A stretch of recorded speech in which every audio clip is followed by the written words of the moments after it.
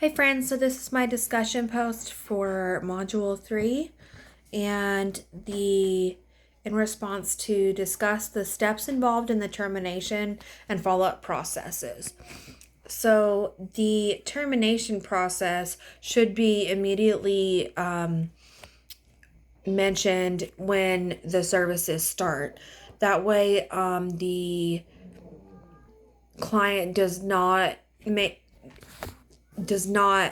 get a codependent on the social worker, and also to exercise their right of self termination and self determination. Excuse me. So as the termination time approaches, it's important to involve the client in that and to periodically mention that to them. And when it is the last visit or two between the client and the social worker, it's important to ask about the client's feelings, how they feel about it, ask them to elaborate on that. And sometimes the termination is involuntary, where a client stops just coming because they are not satisfied with the services that are being given, or the interventions are just too intense for them to follow through with. The follow-up process, it can be direct or indirect with the client.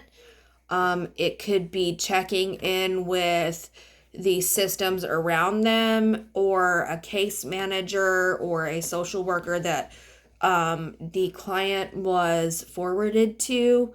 The follow-up process also can be direct, such as advocating for the client,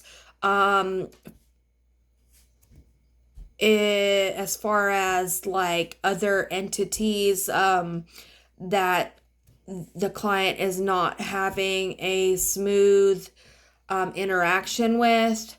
The social worker can step back in and advocate to help communicate the needs that are needing to be met.